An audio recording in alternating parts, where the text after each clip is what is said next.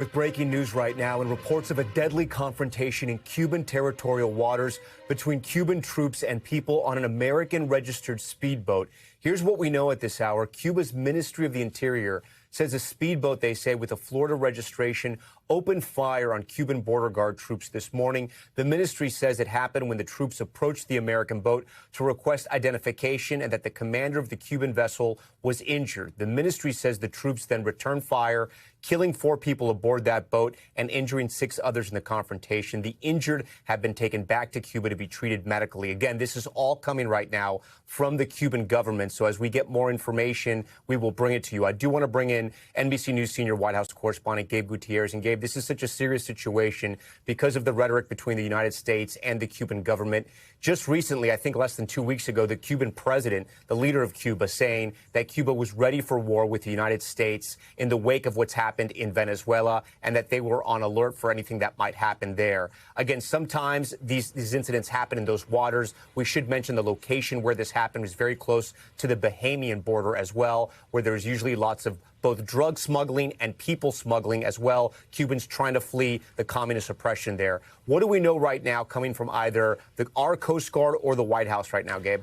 Well, Tom, there are a lot of unanswered questions right now. We are out to White House officials trying to get any more details on this. But so far, as you said, all we know is from the Cuban side at this point. They say 4 people are dead and 6 others on that boat, which was registered in Florida, have been injured. And also, Tom, another border guard troop from the Cuban side was also wounded, according to the Cuban government. Now, this all comes, as you said, amid ramped up tensions between the two countries in the wake of the capture of Venezuela's Nicolás Maduro. There have been significant fuel shortages in Cuba over the last few weeks, and there have been questions about what the U.S. plans to do next year. The president himself recently saying that he expects the Cuban government to fall. And, Tom, right now, Secretary of State Marco Rubio is in the Caribbean, in the island of St. Kitts and Nevis, meeting with Caribbean leaders. Again, we're out to the State Department as well for any comment. But, Tom, a lot of unanswered questions here about who exactly was on that boat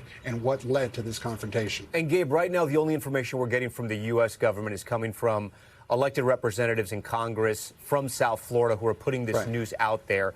But again, we're not hearing from the State Department or anyone else just yet. Not yet. Again, we're still awaiting any confirmation about who exactly was on that boat. But it comes as, you know, there has been this huge military buildup on the other side of the Caribbean. And also the Trump administration has been really escalating its rhetoric towards the Cuban government.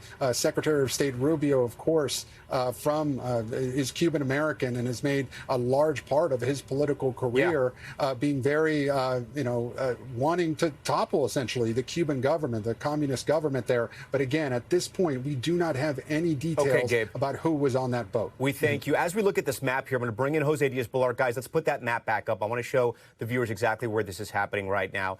Jose, talk our viewers through the location here, right? Because, again, where you see that little white dot at the top of northwest Cuba, this is where the incident, according to the Cubans, happened, 1 nautical mile off those keys off the north of Cuba. So this is very close to the Bahamian border. Again, Sal Bank, which is an area people go to fish, but also people where they go to drop off sometimes Cubans that they're smuggling, Cuban refugees that are trying to leave the island. Jose, we can't stress enough, this is such a sort of strenuous time right now between the U.S. and Cuba has made it very clear they are on alert for any type of U.S. attack or any type of incursion that would happen in their country.